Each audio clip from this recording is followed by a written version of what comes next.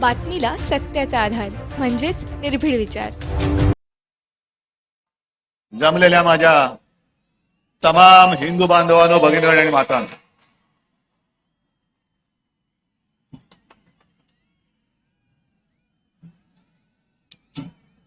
आज जवळपास माझी शस्त्रक्रिया झाल्यानंतर 6 महिन्यानंतर मुंबईच्या बाहेर पाऊल टाकलेलं आहे. आणि पहिलं पाऊल टाकलं ते आपल्याला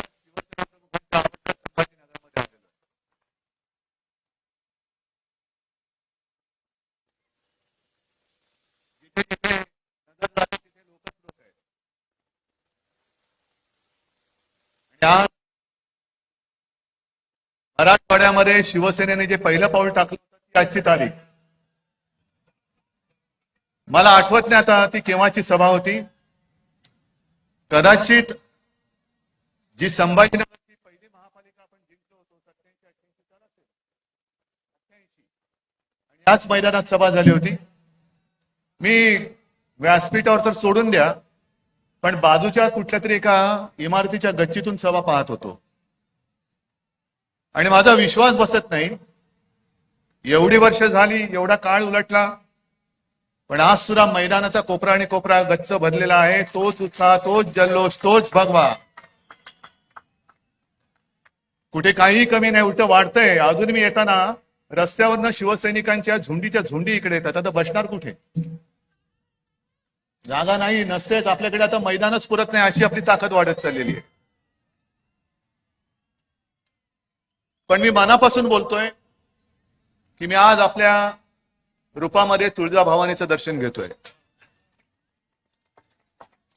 त्याच आई जगदंबेनी ताकद दिलेली आहे, शक्ती दिलेली आहे, विचार दिलेला आहेत आणि माझे मर्द साथी सोबती सवंगडी हे दिलेले आहेत. मी येताना एक काही काळ हॉटेलमधल्या टीव्हीवरती सभा बघत होतो, दृश्य बघत होतो. आकाशातून टिपलेली दृश्य, म्हणजे अक्षरशः देव सुद्धा आपली सभा कशी बघत असेल ते दृश्य मी बघून आलेलो आहे. असं हे दृश्य आहे. आणि मग खाली बातम्या चालल्या होत्या की थोड्याच वेळात मुख्यमंत्री सभास्थानी पोहोचणार, मुख्यमंत्र्यांची तोफ धडाडणार, मुख्यमंत्री कोणावर निशाणा साधणार. आता मला प्रश्न असा पडलाय की नेहमी शिवसेना प्रमुख सांगायचे की ढेकणे चिरण्याला तोफेची गरज नसते.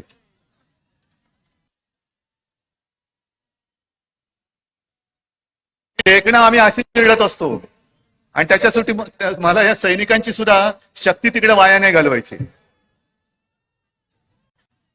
हे जे काय आपल्या समोर आता थोडं संजय राऊतनी सांगितलं, माझ्या आधी बरेच वक्ते बोललेत आणि मला प्रश्न पडले की जे काय मी बोलणार आहे, तुम्ही बोलणार आहे, तुम्ही काय सांगता? तुमच्या आधीच्या वक्त्याने आम्हाला सांगून टाकलेलं आहे. काय भाषण, काय मुद्दे शिल्लक ठेवलेत की नाही मला कल्पना नाहीये. याच पहिल्या प्रथम मुद्दामून उल्लेख जो करणार आहे हिंदुत्वाचा तर आहेच, कारण हिंदुत्व हा आपला श्वास आहे. याच मैदानात शिवसेना प्रमुखांनी आपल्याला सांगितलेलं आहे. ते तर आमच्या धमन्यामध्ये आहे. पण मुद्दामून मी संभाजीनगरच्या पाणी प्रश्नावरती बोलणार आहे. बरोबर ना? कारण बाकीचे सगळे विषय मोठे आहेत. पण मीच एकटा कदाचित एक मूर्ख राजकारणी असा असेल की जिकडे पाणी प्रश्न असताना सुद्धा तिकडे पाठ फिरवण्याच्या ऐवजी मी जनतेला सामोरं जातोय. याचं कारण एक प्रामाणिकपणा आहे, कुठेही फसवेगिरी नाही. मला कल्पना आहे की गेल्या काही दिवसांपूर्वी हा प्रश्न अधिक बिकट होता.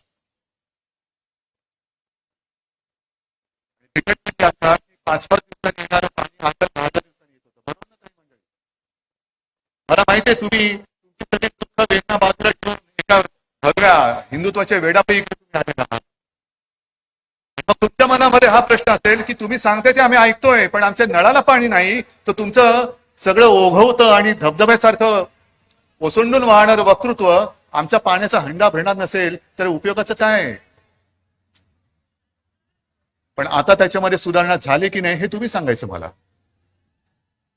एक 5-5 दिवसापूर्वी 10-10 दिवसापूर्वी पाणी यायचं ते आता कमी कमी कमी करत चाललेलं आहे.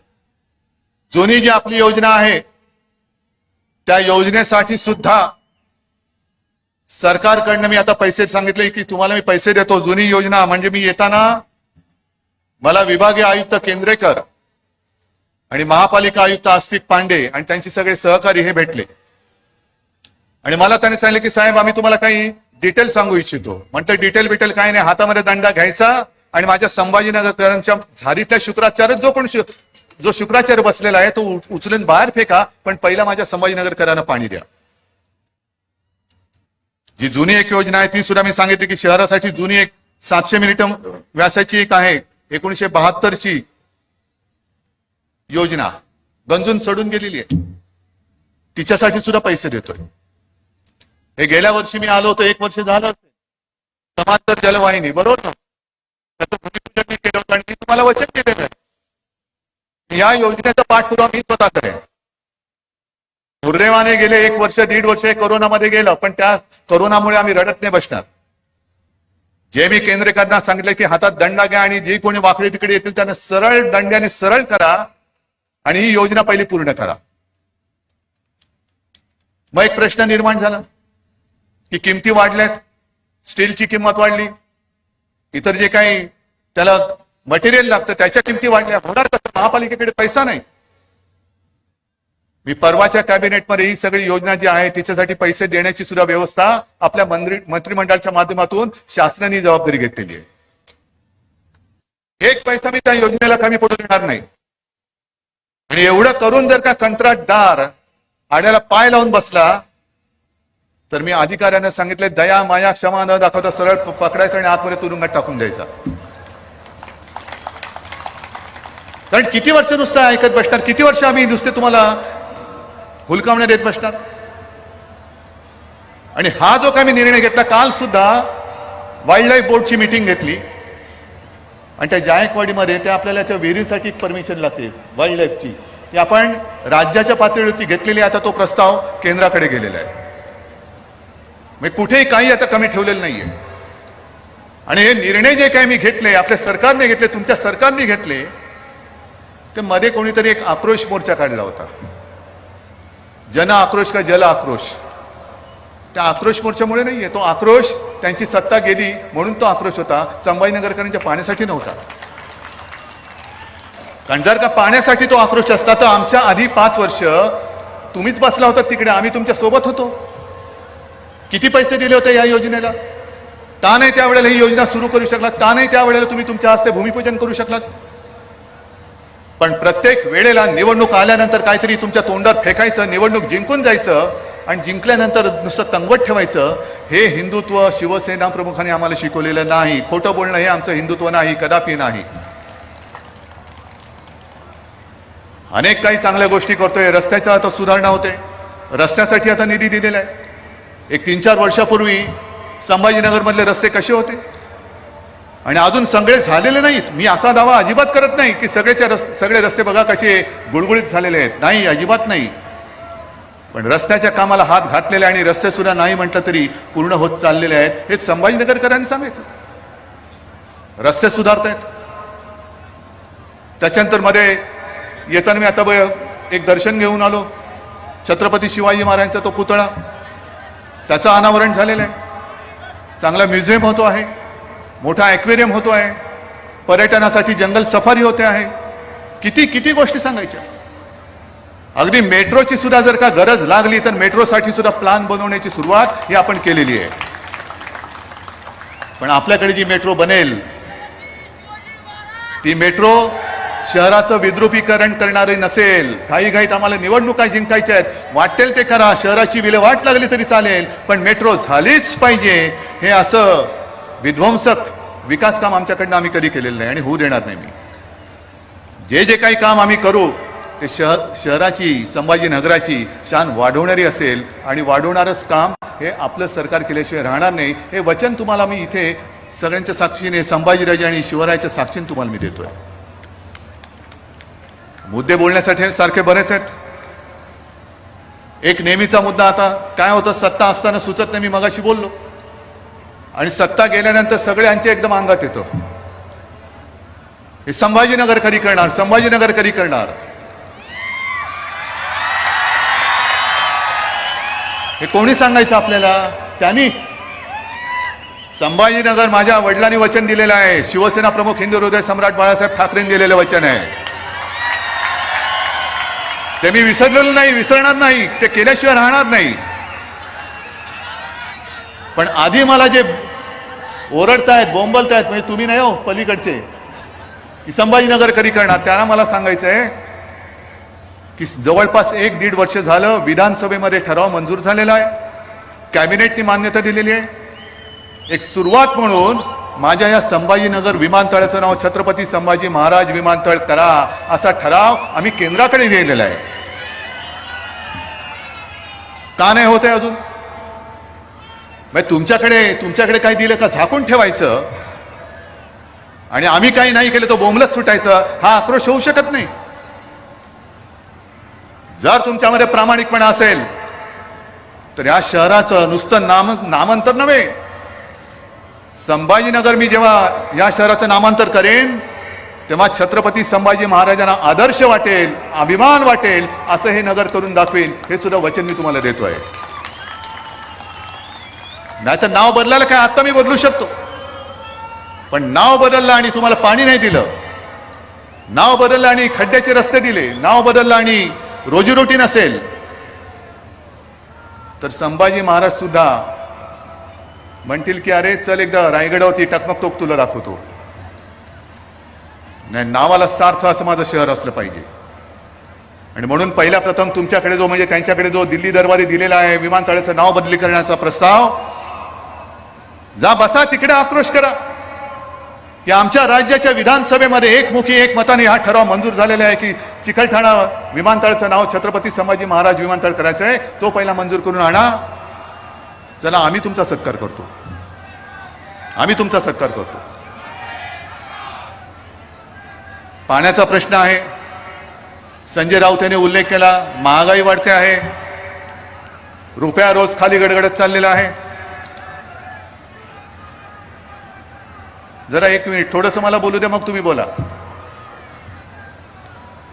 रुपया खाली घसरत चाललेला आहे, पण आम्हाला चिंता कसली आहे? कोणत्या मशिदी खाली शिवलिंग आहे? ताजमहालच्या खाली काय? ज्ञानव्यापी मंदिराच्या मशिदीच्या खाली काय? बरं, आमचं हिंदुत्व मोजणारे तुम्ही कोण? तुम्हाला कोणी दिले मोजपट्टी हिंदुत्व मोजायची आमच्या?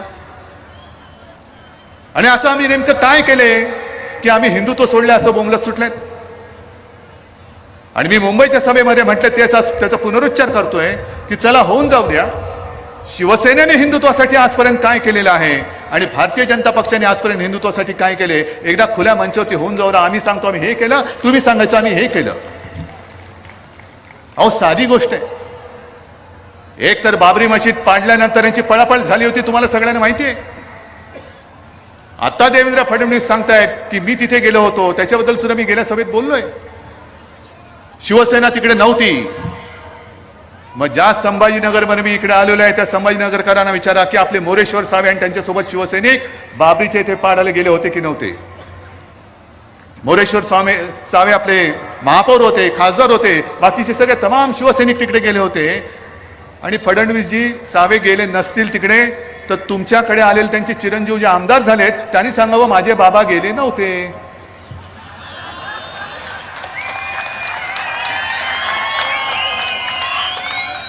सांगावं, तुमच्याकडे आमदार झालेत, हिंदुत्वाच्याच मुद्द्यावर आमदार झालेत.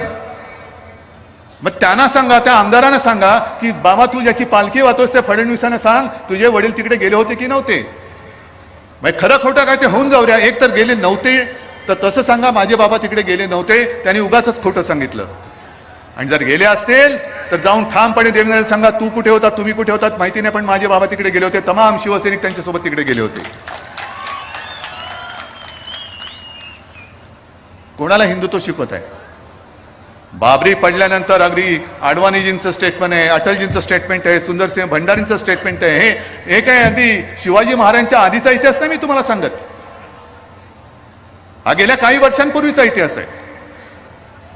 आणि त्यावेळेला जर का शिवसेना प्रमुखांनी जबाबदारी घेतली नसती की जर माझ्या शिवसैनिकांनी बाबरी पाडली असेल तर मला त्यांचा गर्व आहे, ही जबाबदारी शिवसेना प्रमुखांनी घेतली नसती अमरनाथ यात्रेवरती जेव्हा गंडांतर आलं तेव्हा शिवसेना प्रमुखांनी इथून वाघाची डरकाळी मारली नसती, काश्मीरी पंडित ज्या आज त्यांची हालत झालेली आहे त्याही वेळेला शिवसेना प्रमुख त्यांच्या पाठी उभे राहिले नसते, तर आज हिंदुत्वाच्या जोरावरती तुम्ही दिल्ली काबीज करू शकला असतात काय, हे पहिले स्वतःच्या मनाला मन असलंच तर विचारा आणि मग आमच्या अंगावरती या. हिंदुत्वाचे धडे तुमच्याकडनं आम्ही घेण्या एवढे पोकळ हिंदुत्ववादी नाही, हे मी मुद्दामून काही बातम्या घेऊन आलेलो आहे. हे काश्मीरी पंडितांचा आक्रोश, पुन्हा त्यांनी घर सोडले, काय गुन्हा काय त्यांचा? आपल्या हिंदुस्थानामध्ये पुन्हा एकदा तीच वेळ येते की काय काश्मीरमध्ये नव्हे, ती आलेली आहे. घरामध्ये जाऊन गोळ्या घालतात, शाळेमध्ये जाऊन गोळ्या घालतात, कार्यालयामध्ये जाऊन गोळ्या घालतायत, पण कोणालाच काही पडलेलं नाही, चिंता नाहीये. आम्हाला नको तिकडे काढायला व्हायचे, जा ना, हिंमत असेल तर त्या काश्मीरमध्ये जाऊन तिकडे हनुमान चालीसा पडा, जा.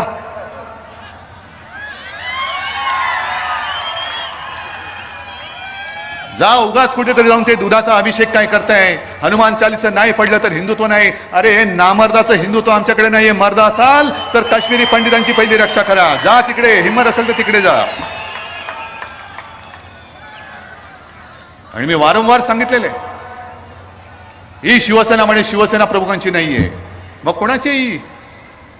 मी उद्धव ठाकरे म्हणून शून्य आहे, माझे बाळासाहेब हे नाव आहे म्हणून मी तुमच्या समोर आहे.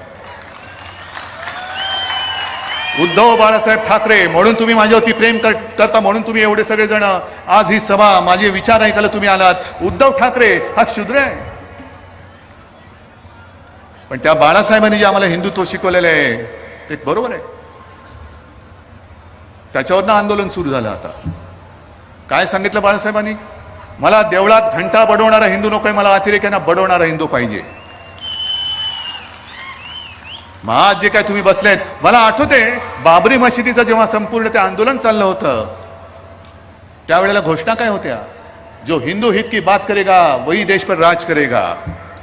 करताय ना तुम्ही, तुमच्या मते हिंदू हिताची बात करताय ना, राज तर करताय, हिंदू हिताची बात कुठे? काय हिंदूंचं हित तुम्ही साधताय? बाबरी तुम्ही नाही पाडलीत, ती कोणी पाडली माहिती नाही. बाबरी बांधण्याचा निर्णय हा शिवसेना ओरडून सांगत होती की विशेष कायदा करा आणि तिकडे राम मंदिर बांधा. नाही धाडस केलं तुम्ही, कोर्टातनं तो आदेश आला म्हणून ते राम मंदिर उभं राहतंय. आणि मग जनतेकडे झोळ्या पसरून पसरून पसरून पैसे मागून ते राम मंदिर उभं राहतंय. मग तुमचा हिंदुत्वासाठी नेमकी तुमची भूमिका तरी काय, कर्तृत्व तरी काय? मधल्या त्या सभेमध्ये मी जे बोललो, हो बोललोच मी. याचं कारण हिंदुत्व, आज सुद्धा मी येताना होर्डिंग्स बघितली, हिंदुत्वाचा हुंकार ऐकायला या. काय हिंदुत्वाचा हुंकार म्हणजे काय नेमकं आहे? हिंदुत्व म्हणजे नेमकं काय? आमचं हिंदुत्व हे राष्ट्रीयत्व आहे, हे राष्ट्रीयत्व आहे. आणि आज जे काय घडतंय, आज जे काय झालेलं आहे, भारतीय जनता पक्षाने पहिले त्यांचे जे बेलगाम सुटलेले प्रवक्ते आहेत त्यांच्या डोक्यात जर का मेंदू असेल, त्या मेंदूमध्ये काहीतरी अक्कल घातली पाहिजे पहिली. काय वाटेल ते बोलतायत, विरोधी पक्षाच्या नेत्यावरती बोलतायत. अजूनही माझा एक सुद्धा प्रवक्ता त्या भाषेमध्ये बोललेला नाही, पण बोलणारच नाही अशी आशा करू नका. जर तुम्ही आमच्यावरती वेळी वाकडी टीका केली तर कदाचित उद्या आमचा संयम तुटला तर तुमच्याच भाषेत, तुमच्याच शब्दात, तुमच्या नेत्यांवरती सुद्धा आमचे प्रवक्ते टीका केल्याशिवाय राहणार नाही, नव्हे प्रत्येक शिवसैनिक केल्याशिवाय राहणार नाही. पण आपण असं मानतो नव्हे, ते आहेच की महाराष्ट्र ही साधू संतांची भूमिका आहे. काहीतरी संस्कार, हा जो भगवा आहे तो नुसता काहीतरी फडकायला बरं म्हणून घेतलेला नाही, तो म्हणून शिवरायांनी आणि शिवसेना प्रमुखांनी आमच्या हातात नाही दिला. हा वारकऱ्यांचा भगवा आहे, हा छत्रपतींचा भगवा आहे, होय हा हिंदूंचा आणि हिंदुत्वाचा भगवा आहे. आणि त्या भगव्या पाठी जे काही विचार आहेत, जे संस्कार आहेत, ते जर का आमच्या धमन्यांमध्ये भिनणार नसतील तर नुसता भगवा फडकून काही उपयोग नाही. म्हणजे इकडे हनुमान चालीसा बोलायचं आणि तिकडे जाऊन पलीकडे जाऊन शिव्या द्यायच्या, हे हिंदुत्व नाहीये. पण आज ते जे प्रवक्ते बेलगाम बोलत सुटलेले आहेत, पहिली गोष्ट मला एकाने सांगायचं की इतकी वर्ष शिवसेना प्रमुखांचे तुम्ही विचार ऐकत आलात. आपल्यापैकी काही जण काही वेळेला होते, आजही आहेत, व्यासपीठावरती आहेत. कधीही शिवसेना प्रमुखांनी इस्लाम किंवा मुसलमानाचा मुसलमान म्हणून द्वेष करा, त्याला तोडा फोडा झोडा, हे आपल्याला सांगितले कधी? सांगूच शकत नाही. कारण शिवाजी महाराज की जय म्हटल्यानंतर जय छत्रपती शिवाजी महाराज कुराण सापडल्यानंतर सुद्धा त्याचा मान ठेवत होते. ते संस्कार आमच्यावरती झालेले आहेत. आम्ही दुसऱ्या धर्माचा द्वेष करत नाही. अनेकदा शिवसेना प्रमुखांनी सांगितलेलं आहे की प्रत्येकाने आपला धर्म हा आपल्या घरात ठेवायचा आणि घराबाहेर जेव्हा आपण पाऊल टाकतो तेव्हा हा देश हाच माझा धर्म हे समजून बाहेर पाऊल टाकायचं. पण दुर्दैवाने म्हणा किंवा नाईलाजाने म्हणा, आम्ही ही भूमिका घेऊन बाहेर पडल्यानंतर जर कोणी त्याच्या धर्माचा वेळ घेऊन आमच्या अंगावरती आला तर मात्र आम्ही या देशातले कडवट हिंदू म्हणून, देशाभिमानी हिंदू म्हणून त्याच्या अंगावर गेल्याशिवाय राहणार नाही. पण आज एका भाजपच्या कोणत्या तरी प्रवक्त्याने त्या प्रेषिताचा अपमान केला. काय संबंध, काय तुमचा संबंध काय? आपल्या देवदेवतांचा अपमान कोणी करायचा नाही, तसंच त्यांच्याही करण्याची तुम्हाला काही गरज नाहीये. पण तो अपमान केल्यानंतर सगळे मिडल ईस्ट, अरब देश एकत्र झाले आणि त्यांनी आपल्या देशाला गुडघ्यावरती आणलं, माफी मागायला लावली. पंतप्रधान होय, राजकारणात वेगळं, राजकीय मतभेद असतील, मतभिन्नता असतील, नव्हे ते आहे, पण शेवटी माझ्या देशाचे पंतप्रधान आहेत, आपल्या देशाचे पंतप्रधान आहेत. त्यांचा फोटो कचरा कुंडीवरती लावला जातो आणि हे आम्ही नुसतं बघत बसायचं. कोणामुळे परिस्थिती आली? भारताने माफी मागायची, आपल्या हिंदुस्थानने माफी मागायची. काय देशाने काय केलंय? गुन्हा केलाय तो भाजपाने केलेला आहे. गुन्हा केलाय तो भाजपाच्या तीनपाट प्रवक्त्यांनी केलेला आहे. भाजपचा प्रवक्ता म्हणजे देशाचा प्रवक्ता होऊ शकत नाही. भाजपची भूमिका ही देशाची भूमिका होऊ शकत नाही. तुम्ही तुमच्या भूमिकेने जा पुढे. जनता पसरलेली इकडे, जनतेवरती न्याय निवडा सोपवा. तुम्हाला काय निवडायचं ते निवडा. आणि आज मी तुम्हाला जाहीररित्या विचारतोय की ते ज्या भाजपच्या टीनपाट, होय मी मुद्दामून शब्द वापरतो, टीनपाट प्रवक्त्यामुळे आपल्या देशावरती नामुष्की ओढवलेली आहे, हे तुम्हाला मान्य आहे का? हे तुम्हाला मान्य आहे? आपल्या देशाच्या पंतप्रधानांचा फोटो कचरा कुंडीवरती लावण्यात आला या एका व्यक्तीमुळे, हे तुम्हाला पटते? या अशा पद्धतीने तुम्ही जाणार असाल आणि तुमच्या मागे आम्ही फरफटत यावं, ही तुमची जर का भूमिका असेल तर सोडून द्या. हे कदापि होणं शक्य नाहीये. मी राष्ट्रीय स्वयंसेवक संघाबद्दल जे बोलत होतो की गेल्या सभेमध्ये मी बोललो की भारतीय जनता पक्षाने मध्ये एक सभा घेतली होती आणि सभेमध्ये सगळे भगवे टोप्या घालून आले होते. भगव्या टोप्या कशाला? आम्ही हिंदू आहोत. का रे, तुझ्या वागणुकीत कळत नाही तू हिंदू आहेस का? भगवी टोपी घालून काय नमाज पडतोस की काय? भगवी टोपी घातली म्हणजे हिंदू होत नाही. टोपीमध्ये हिंदुत्व नसतं, डोक्यामध्ये हिंदुत्व असतं. आणि जर भगव्या टोपीत हिंदुत्व असेल तर संघ काळी टोपी का घालते? लोकांनी म्हटलं तुम्ही संघावरती का टीका केली? म्हटलं मी संघावरती टीका नाही केली, पण संघ त्यांची मातृसंस्था आहे. त्यांनी बघा ना आपल्या कार्टिकाची वायत झाली. ती जे काय तुम्ही शिकवत आहात ते तुमची कार्टी समजून घेत नसतील आणि वाह्यातासारखं वागत असतील तर कानाखाली वाजवायची की नाही हा अधिकार त्यांच्या मातृसंस्थेला आहे. आणि आज सुद्धा मोहन भागवतांनी जी एक भूमिका घेतलेली आहे, खरोखर चांगली भूमिका आहे की प्रत्येक मशिदीखाली शिवलिंग शोधण्याची गरज नाही. इतिहास कोणी पुसू शकत नाही. बरं वाटलं का? बरं वाटलं की आता आपण एका नाजूक परिस्थितीतून चाललेलो आहोत. करोनाने तर सगळा हाहाकार केलेलाच आहे. पुन्हा डोकं वर काढतोय की काय अशी भीती आहे. पण अर्थ गाडं जे आपलं रुळावरनं घसरलेलं आहे, नोकऱ्या गेलेल्या आहेत, शिक्षणाचा बट्ट्याबोळ झालेला आहे, कारण लॉकडाऊन होता. पर्याय काय होता दुसरा? गुंतवणूकदार येत आहेत. आता सुद्धा मी अभिमानाने सांगेन, सुभाष देसाईजींनी सांगितलं असेल, गेल्या आठवड्यात जे गेले होते डावोसला, दुसऱ्या कोणत्याही राज्याच्या पवेलियन समोर नव्हती एवढी गर्दी आपल्या महाराष्ट्राच्या पवेलियनमध्ये होती. ऊर्जा आणि उद्योग या दोन खात्यांनी मिळून 80,000 कोटीचे सामंजस्य करार केलेले आहेत. गेल्या 2 वर्षात काही लाख कोटीचे सामंजस्य करार जे आपण केलेले आहेत त्यातले बरेचसे सामंजस्य करार हे कागदावरून आता जमिनीवरती उतरायला लागलेले आहेत. मग रोजीरोटी द्यायला पाहिजे, शिक्षण द्यायला पाहिजे. पंतप्रधान जे बोलले, पंतप्रधानांनी सुद्धा चांगलं सांगितलं. त्यांनी त्यांच्या कार्यकर्त्यांना मार्गदर्शन करताना सांगितलं की आपल्या देशामध्ये विरोधी पक्ष हा मूळ मुद्द्यांना बगल देऊन भलत्याच मुद्द्यावरती बोलतो आहे. म्हटलं बरोबर आहे, पण माननीय पंतप्रधानांकडे जाणीव नसेल की महाराष्ट्रामध्ये विरोधी पक्ष हा भारतीय जनता पक्ष आहे. आणि भारतीय जनता पक्ष हे सगळं काही नीट चाललं असताना कुठेतरी कोणाला तरी सुपारी देते, मग कोणाचा तरी भोंगामध्ये वाचतो, कोणाला तरी हनुमान चालीसामध्ये सुटतं, कोणतरी कुठे थडगावती जाऊन डोकं टेकतं. म्हणजे सगळं व्यवस्थित चाललेलं आहे. इकडे सुद्धा काही मुसलमान शिवसैनिक आले असतील ना, आले असतील. आहात ना रे इकडे? का तुम्ही शिवसेनेत? का तुम्हाला माहित नाही हिंदुत्ववादी शिवसेना आहे? पण त्यांना कळलेलं आहे की हिंदुत्व शिवसेनेचं कसं आहे. जो एक उल्लेख मी 2-3 वर्षापूर्वीच्या दसरा मेळाव्यात केला होता ते मुद्दामून सांगतो. हिंदुत्व शिवसेनेचं कसं आहे हे पुन्हा एकदा सांगतो. जास्त पाठी जाण्याची गरज नाही. आज जे काश्मीरमध्ये चाललेलं आहे, प्रत्येक काश्मीरी पंडिताची टिपून टिपून हत्या होते आहे. असाच एक सैनिक होता. ठीक आहे, जरा थांब.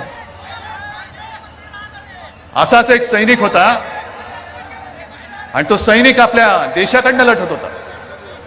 अनेक अतिरेकी त्यांनी मारले होते. गनमॅन होता तो.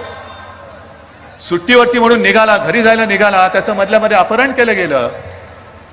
अपहरण केल्यानंतर शोधाशोध सुरू झाली आणि मग एके दिवशी छिन्न विछिन्न झालेला, हाल करून मारलेला त्याचा मृतदेह हा लष्कराला सापडला. कोण होता तो सैनिक? नाव माहिती आहे त्याचं नाव होतं औरंगजेब, जो आपल्या देशासाठी शहीद झाला. काय म्हणायचं? छे तो आमचा नाही, मुसलमान होता. नाही, तो माझ्या देशासाठी लढला. जो हा देश माझी मातृभूमी समजतो, माझ्या देशासाठी जो मरायला तयार आहे, तो धर्माने कोणी असला तरी तो आमचा आहे. हे आमचं हिंदुत्व आहे.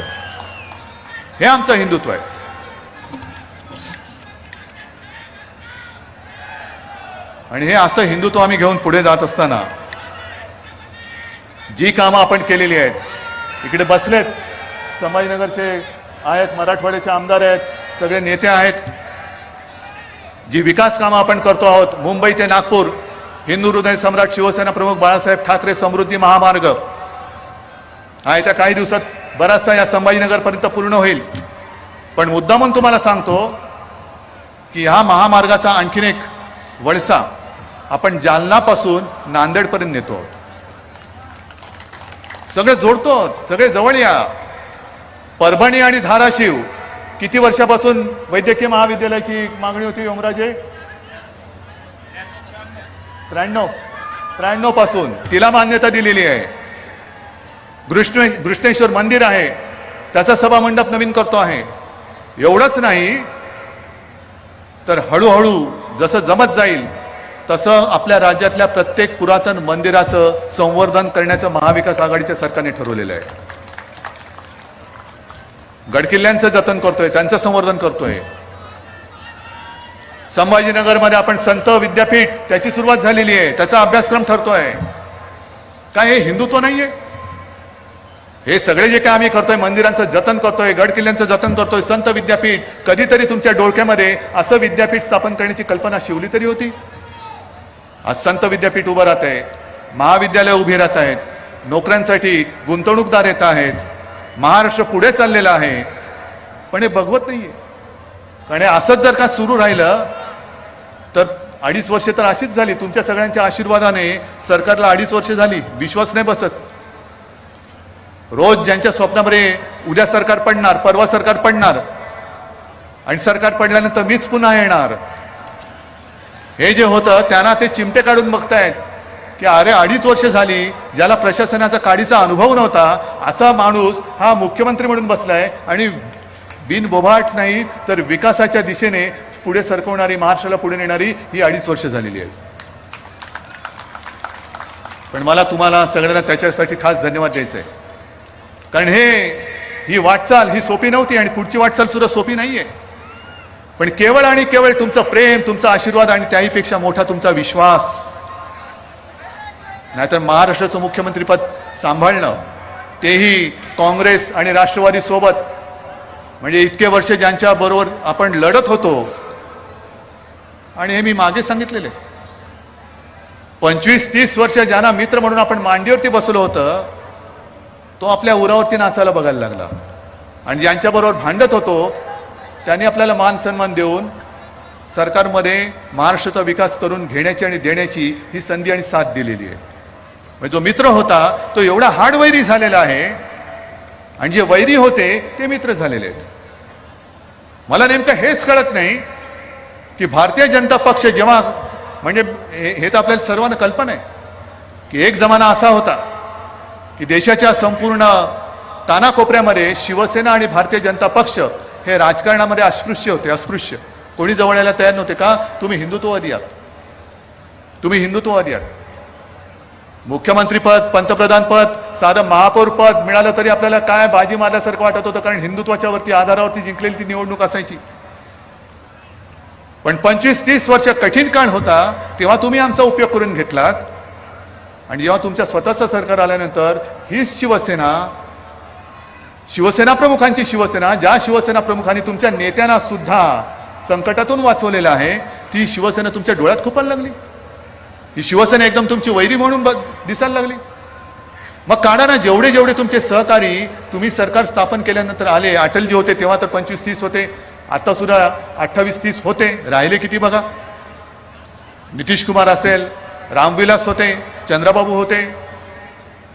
यांच्यापैकी किती लोक हिंदुत्वाच्या विचारासाठी म्हणून तुमच्या सोबत आले होते आणि खुर्ची मिळवण्यासाठी म्हणून किती आले होते, हा तुम्ही आराखडा मांडा.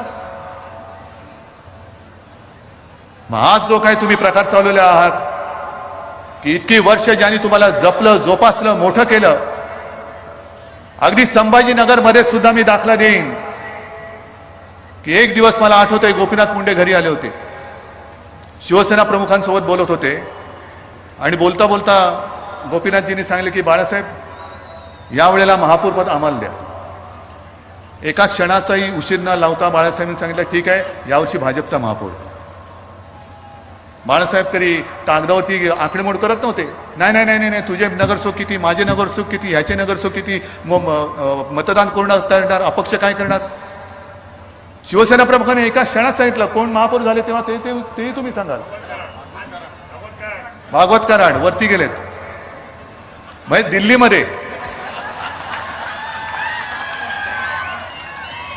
दिल्लीमध्ये गेलेत मंत्री म्हणून, गेलेत की नाही. हा, मग असं सांगा ना, लोकांचा गैरसमज नका करू. आता परवाच्या दिवशी म्हणजे गेल्या आठवड्यामध्ये एक माननीय पंतप्रधानांनी व्हिडिओ कॉन्फरन्स ठेवली होती प्रधानमंत्र्यांच्या ज्या काही योजना आहेत त्यांचा एक आढावा घेण्यासाठी. संभाजीनगरमध्ये जी काही लोक बसली होती त्यांच्यामध्ये आम्ही बोलत होतो त्यांच्याशी. आणि मग एका व्यक्तीने सांगितलं की मला कर्ज मिळत नाही. तर मी होतो, उपमुख्यमंत्री होते, आम्ही सूचना दिल्या कलेक्टरना की हे कुठे राहतात बघा, यांचं नाव काय बघा, कशासाठी कर्ज आणि कोण अडवते ते तुम्ही बघा. कराड आम्हाला माहित नाही, कराड साहेब बाजूला बसत होते. त्यांनी ताबडतोब माईक घेतला, त्यांनी सांगितलं की त्यांनी ओळख करून दिली, मी अमुक अमुक आणि मी इथे बसलेलो आहे, मी स्वतः पंतप्रधानांच्या या योजनेतून ह्याला कर्ज मिळवून देईन. म्हटलं बरं झालं, एक प्रश्न सुटला. मग मी बोलताना सांगितलं कराड साहेब आणखीन एक काम करा, आम्ही 2 लाखापर्यंत ज्यांचं पीक कर्ज आहे त्यांचं पीक कर्ज हे आपल्या महाविकास आघाडी सरकारने माफ केलेले आहे, कर्जमुक्त केलेलं आहे. आणि आता 3 लाखापर्यंत जे पीक कर्ज आहे ते बिनव्याजी कर्ज हे देण्याची योजना आपल्या महाविकास आघाडीच्या सरकारने आणलेली आहे. आणले ना. हे आपण केल्यानंतर केंद्र सरकारने काय केलं, केंद्र सरकार जो 2% व्याजाचा भार त्यांच्याकडे घेतला होता त्यांनी तो आता नाकारून टाकला. आम्ही नाही घेणार. म्हणजे 2%चा जो व्याजाचा दर आहे तो आता आपल्या गोरगरीब शेतकऱ्यावरती केंद्र सरकारने टाकलेला आहे. आम्ही कराड साहेबांनी सांगितलं की याला जसं तुम्ही कर्ज मिळवून देताय तसं जा तिकडे, तुम्ही अर्थराज्यमंत्री पण आहेत ना मला वाटतं ते, तर जा तिकडे सांगा की हे जे काय करताय ते बरोबर नाही. 50 ते 60 लाख शेतकऱ्यांना याचा फटका बसल्याशिवाय राहणार नाही. म्हणजे योजना आपण आणण्याचा प्रयत्न करण्याचा योजना आपण आणतो आहोत. 3 लाखापर्यंत व्याज दर आपण माफ केलेला आहे.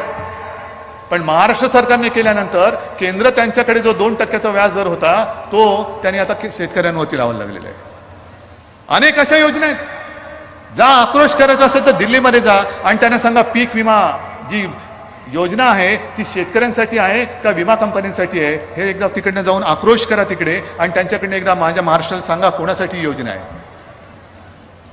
संपूर्ण शेतकऱ्यांच्या आयुष्याची नासाडी करून टाकायची योजना अशा आणायच्या की शेतकरी घाबरलाच पाहिजे त्या योजनेचा लाभ घ्यायला. आपण प्रयत्न करतो. बीड मॉडेल प्रमाणे आम्हाला ती पीक विमा योजना करून द्या म्हणून आपण आग्रह धरलेला आहे. कारण शेतकरी, मी काय तुम्हाला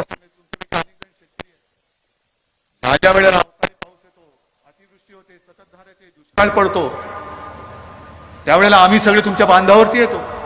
रडू नको, असं करू नको, तसं करू नको. मग तुम्ही भांडता, भुलता तुम्ही आणि तुम्ही मतं देता. मतं दिल्यानंतर आम्ही खुर्चीत बसलो तर कोण शेतकरी, कसला शेतकरी, ही अशी वृत्ती, ही आम्हाला आमच्या हिंदुत्वामध्ये माफ करणारी वृत्ती नाहीये. आम्ही जे आहोत आम्ही शेतकऱ्याला बांधील आहोत. निवडणुका आल्यानंतर भूलथापा मारायच्या आणि निवडून आल्यानंतर हे असं म्हणे निवडणुकीत बोलायचंच असतं. आता तुम्ही मला सांगा हो, अच्छे दिन कब आएंगे विसरलात की लक्षात आहे तुमच्या? जाताय विचारायला अच्छे दिन कब आएंगे, तुम्ही सांगितलं तर अच्छे दिन आएंगे, कब आएंगे, काय नाही, झटकून टाकायचं. आणि मग निवडणुका आल्यानंतर नको त्या खपल्या काढायच्या, पुन्हा एकदा धर्माची आफूची गोळी द्यायची आणि धर्माच्या नावावरती मतं मिळून सत्तेवरती यायचं. मतदार मेला तरी चालेल, निवडणूक आल्यानंतर पुन्हा बघू, पुन्हा काहीतरी कोणती तरी मशीद पाडू, कोणती तरी आणखीन काहीतरी काढू, की पुन्हा तुम्ही सगळे आमच्या मागे. ही जी काय थेरं चाललेली आहेत, या थेरावरती मी पंतप्रधानांना सांगेन की तुम्ही जे बोललात ना की मुद्दे भरकटवले जात आहेत, चला आमची तयारी आहे. देशाच्या स्वातंत्र्याचा आझादी का अमृत महोत्सव सुरू आहे. मी म्हणतो पंतप्रधानांना तुमच्या सगळ्यांच्या साक्षीने आवाहन म्हणजे विनंती, आव्हान नाही, मी विनंती करतोय की देशातील सर्व प्रमुख पक्षाच्या प्रमुखांना बोलवा, मुख्यमंत्र्यांना बोलवा आणि सांगा कोणत्या मुद्द्यावरती बोलायचं, कोणत्या मुद्द्यावरती बोलायचं नाही. आमची तयारी आहे. पण बोलल्यानंतर मात्र जे बोलाल तसं करून दाखवा. कारण योजना जाहीर करायच्या मध्ये उज्ज्वला योजना काय त्याची फरफट झाली होती तुम्हाला माहिती आहे. उज्ज्वला योजनेमध्ये गॅस सिलेंडर मिळत नव्हता, पुन्हा ते सगळी बोंबाबोंब झाली. मग बोंबाबोंब झाल्यानंतर ही रडत खडत पुन्हा योजना सुरू केली. पेट्रोल आणि डिझेलचे दर एवढे वाढवायचे, मग आक्रोश सुरू झाला की थोडंसं कमी करायचं. मला आठवते मागे एक राजेश खन्नाचा पिक्चर होता, बहुतेक त्याचं नाव आज का MLA असेल माहिती नाही मला, पण तो असेल. राजेश खन्ना मुख्यमंत्री म्हणून दाखवलाय आणि राजेश खन्ना म्हणजे मुख्यमंत्री बसलेत आणि बाहेर काहीतरी गडबड होते. मग राजेश खन्ना ते मुख्यमंत्री विचारतात, क्या चल रहा है, कौन है उधर? मग त्यांचा सेक्रेटरी येऊन सांगतो, नाही साहब वो शहर के व्यापारी मिलना चाहते. अच्छा बुलाओ उनको. व्यापारी म्हटलं तर बोलावलं होतं. क्या चाहिए, क्या चाहते? नाही अमुक ह्याचे भाव आम्हाला वाढून पाहिजेत. किती पाहिजेत? नाही आम्हाला 25 रुपये ते 50 रुपये करून पाहिजेत. तर ते सचिवाकडे बघतात, तो साहब ऐसे करेंगे तो लोग तो रस्ते पे उतर कर आएंगे, 25 का 50 कैसे चलेगा? अरे कुछ नहीं, 100 रुपया कर दो.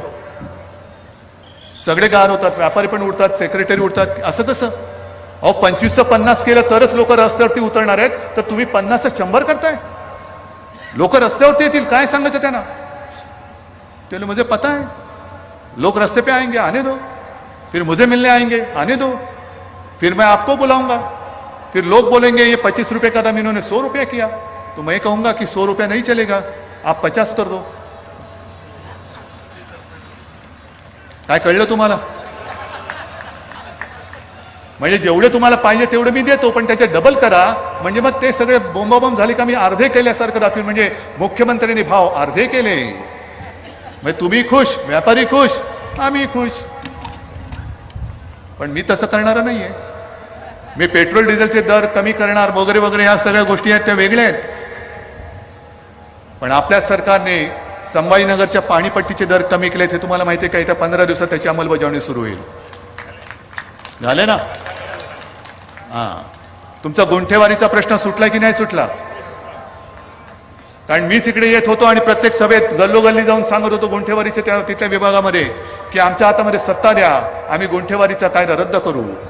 तुम्ही देत होतात सत्ता, महापालिका देत होतात, पण महापालिकेच्या आवाक्याच्या बाहेरचं होतं ते. मी मुख्यमंत्री झाल्यानंतर मी दिलेल्या वचनाला जागलेलो आहे. गुंठेवारीचा प्रश्न सोडवलेला आहे, पाणीपट्टीचा त्याचा दर कमी केलेला आहे, छत्रपतींचा पुतळा मोठा उभा झालेला आहे, ॲक्वेरियम तयार होतोय, पर्यटन जंगल सफारी सुरू होते, कितीतरी गोष्टी आपण करतो. रस्ते तर तुम्ही येत्या काही वर्षात बघाल, 1-2 वर्षामध्ये बघाल की पूर्वीचे रस्ते असतील त्याचे फोटो मुद्दामून जतन करून ठेवा. पूर्वीचे रस्ते कसे होते आणि महाविकास आघाडीच्या सरकारने रस्ते आम्हाला कसे दिलेले आहेत. हे सगळं चहूबाजूने विकासाचं काम होतंय. मधल्या काळामध्ये देसाई साहेबांसोबत मी ऑरिक सिटीला गेलो होतो. 5 स्टार मी ऐकलं होतं, 5 स्टार MIDC, 5 स्टार MIDC आहे. हे सगळं करतोय, कोणासाठी करतोय? तुमच्यासाठी करतोय. गुंतवणूकदारांबरोबर करार करतोय का? तर माझ्या महाराष्ट्रातल्या मुला मुलींना नोकरीसाठी घर सोडून इतर राज्यात वणवण फिरण्याची वेळ येऊ द्यायची नाही, हे ठरवून आम्ही काम करतो आहोत. हे ठरवून काम करतो आहोत. अनेक गुंतवणूकदार येत आहेत, पण ते येऊ नये म्हणून भारतीय जनता पक्षाचा जो आक्रोश चाललेला आहे, महाराष्ट्रामध्ये वाट लागलेली आहे, कायदा सुव्यवस्था मेलेली आहे, रोज काही ना काहीतरी होतं आहे. मध्ये त्यांनी काय काढलेलं की अफू-गांजाचं पेव फुटलेलं आहे. आणि मग हे कमी पडते कारण सरकार पडत नाही. मग कोणाच्या मागे ईडी लाव, कोणाच्या मागे सीबीआय लावा, जरूर लावा. पण इकडे ईडी आणि सीबीआय लावण्यापेक्षा काश्मीरमध्ये जे पंडितांना गोळ्या घालतात त्यांच्या तिकडे त्या धाडी टाका ना जरा. ईडी आणि सीबीआयच्या धाडी तिकडे टाका. हिंमत असेल तर त्या अधिकाऱ्यांनी तिकडे जाऊन दाखवावं. जा तिकडे. पण संताप कुठे येतो, चीड कुठे येते की काश्मीरमध्ये जे पंडित भयभीत होऊन आता एकत्र होत आहेत आणि घर सोडतायत, कोणी एक मायेचा पूत त्यांच्या बाजूने बोलायला तयार नाही. सगळे प्रवक्ते तोंडात बोळे कोंबून हे गप्प बसलेले आहेत. एका तरी प्रवक्त्याने भाजपच्या या विषयावरती कधीतरी दातकिडी उचकटले त्याची. मग शिवसेना प्रमुखांचा पुत्र होय महाराष्ट्राचा मुख्यमंत्री म्हणून मी त्यांना सांगितलेलं आहे, तुम्हाला जे जे लागेल, जे जे आम्हाला करता येणे शक्य आहे ते आम्ही तुमच्यासाठी केल्याशिवाय राहणार नाही. हे माझं वचन आहे तुम्हाला. कोण आहेत ही लोक? काय पाकिस्तानातून येत आहे? इथे येऊन बांगलादेशी राहू शकतात, तर माझ्याच देशातले काश्मीरी पंडित आणि काश्मीरचे नागरिक हे जर देशभर येणार असतील, पहिले येण्याची वेळ काय येते? कोणाचं ते अपयश आहे? हेच जर का केंद्रामध्ये दुसऱ्या कोणाचं सरकार असतं आणि भारतीय जनता पक्ष विरोधी पक्षात असता, तर भारतीय जनता पक्षाने काय केलं असतं? मला आठवत आहे ते दिवस, कुठेही अतिरेक्यांचा हल्ला झाल्यानंतर शिवसेना आणि भारतीय जनता पक्ष भारत बंद करत होती, महाराष्ट्र बंद करत होता. आपण तिरीमिरीने रस्त्यावरती उतरत होतो. काय कुठे काश्मीर, कुठे काय, पण आपण बंद करत होतो. ती एकजूट होती, ती हिंदुत्वाची एकजूट होती. आणि त्या मुठीमध्येच जो भगवा आम्ही तेव्हा पकडलाय तो आज सुद्धा फडकतोय. पण आज बंद नाही, काही नाही. महागाई वाढते, वाढू द्या, त्याच्याबद्दल कोणी ब्र काढायला तयार नाही. आणखीन एक आठवण मुद्दा म्हणून सांगतो की असाच एकदा भारतीय जनता पक्षाने भारत बंदचा नारा दिला. भारत बंद. आपण साहजिकच आहे, शिवसेना सोबत होती आणि शिवसेनेशिवाय भाजपामध्ये काय ताकद नाही बंद बिंद करण्याची, अजिबात नाहीये. पण नेमकं त्यावेळेला जो दिवस त्यांनी निवडला होता तो गणपतीच्या आगमनाचा दिवस होता. 1.5 दिवसाचे गणपती असतात, 5 दिवसाचे, 7 दिवसाचे, 10 दिवसाचे वगैरे असतात. पण गणपतीचा पहिला दिवस करायचं काय? महागाई विरुद्ध आंदोलन तर करायचंय, बंद तर करायचंय, पण गणपती आहे. शिवसेना प्रमुखांना मी विचारलं, साहेबांनी सांगितलं अजिबात नाही करायचं. हिंदूंचा सण आणि हिंदूंच्या सणाच्या दिवशी मी बंद बिंद महाराष्ट्रामध्ये होऊ देणार नाही. मी सुषमा स्वराजना फोन केला, सुषमा जी थोड़ी सी मुश्किल है, गणेश जी का आगमन होने जा रहे. अरे उद्धव भैया वो तो 10 दिन चलता है. म्हटलं नाही, 10 दिन नहीं, वो पहिले दिन से ही त्यांचं आगमन इथपासूनच आनंद होतो. तर माफ करा, या बंदमध्ये आम्ही सहभागी होऊ शकत नाही. पण त्यावेळेला तुम्ही ना हिंदूंचे सण बघत होतात ना त्यांचा आनंद बघत होतात. केवळ राजकारण करायचं म्हणून तुमच्या मनात येईल त्या दिवशी तुम्ही बंद करत होता. भारत बंद, गणपती आले काय गेले काय, हिंदूंचा सण आहे, काही का असेल आम्ही बंद करणार. मग त्यावेळेची ती जी भाजपा, जर ही बाळासाहेबांची शिवसेना नसेल तर तेव्हाची कोणाचा जो भाजपा होता, देव जाणे पहिला शोधा कोण होता तुमचा नेता, आणि त्याची तरी भाजपा आज राहिले का, एवढं तरी मला सांगा. गेल्या सभेत सुद्धा मी बोललोय की तेव्हा 7 पैशांनी पेट्रोल वाढल्यानंतर अटल बिहारी वाजपेयी हे बैलगाडीतून बसून लोकसभेमध्ये गेले होते. तो भाजपा आम्ही शोधतोय, कुठे गेला तो भाजपा. आणि आता हे सगळी जी काय त्यांची पिलावळ दिसते, कसले संस्कार तुम्ही करताय. म्हणून मला भागवत साहेबांना हात जोडून नम्र विनंती करायची की हीच जी काय आता परिस्थिती आली ही तुम्हाला अपेक्षित होती काय? भारतीय जनता पक्ष आजचा जो, त्याची जी आजची वागणूक आहे हीच तुम्हाला अपेक्षित होती काय?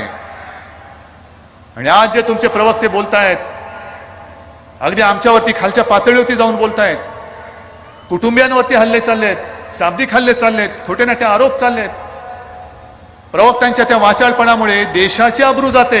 देशाची अब्रू, भाजपाची अब्रू नाही गेली जगामध्ये, माझ्या हिंदुस्थानची अब्रू गेलेली आहे. कोण भरपाई करणार?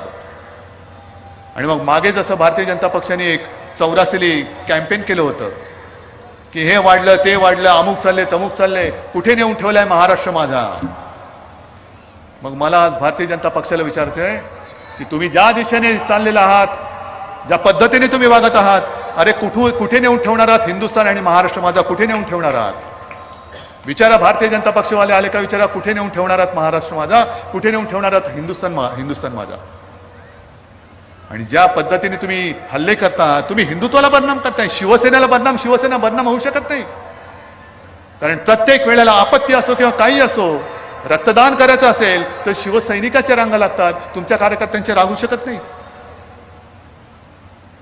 ही शिवसेना आणि हा शिवसैनिक तळागाळामध्ये पोहोचलेला आहे. तळागाळामध्ये आपत्ती असो किंवा काही असो, पहिला धावून जातो तो शिवसैनिक. म्हणून तुम्ही किती जोर बैठका काढा, शिवसेना एवढी पाळमुळं खोलवर गेलेली आहे, किती उपटू म्हटला तरी तुमच्या पिढ्या उपटून बाजूला पडतील, पण शिवसेनेचे विचार उखडले जाणार नाही.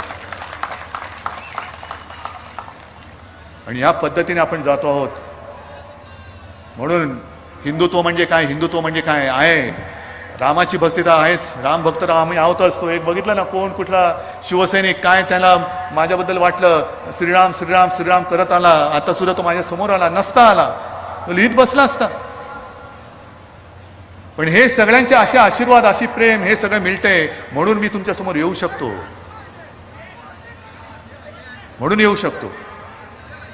आणि म्हणून मला एकच सांगायचं की आमच्या हिंदुत्वाची मोजमाप घेऊ नका. आमच्या हृदयात राम जरूर आहे, पण जर आम्ही हाताला काम नाही दिलं तर त्या हिंदुत्वाला काडीचा अर्थ राहणार नाहीये. म्हणून हृदयात राम आणि हाताला काम असं आमचं हिंदुत्व आहे. पुन्हा एकदा सांगतो की आमचं हिंदुत्व हे गदाधारी आहे.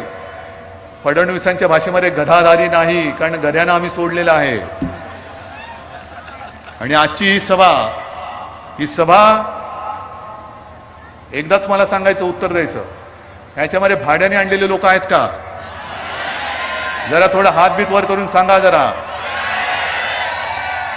नाही ना? हे जरा हात वर करा आणि मुद्दा म्हणून टीव्ही वाल्यांना सांगतो, हे हात बघा, या हातामध्ये ताकद आहे, हे जिवंत सळसळचं रक्त आहे, हिंदुत्वाचं रक्त आहे. शिवसेना प्रमुखाने आमच्या धमन्यांवर टाकलेलं आहे भगव रक्त आहे. म्हणून एकच सांगेन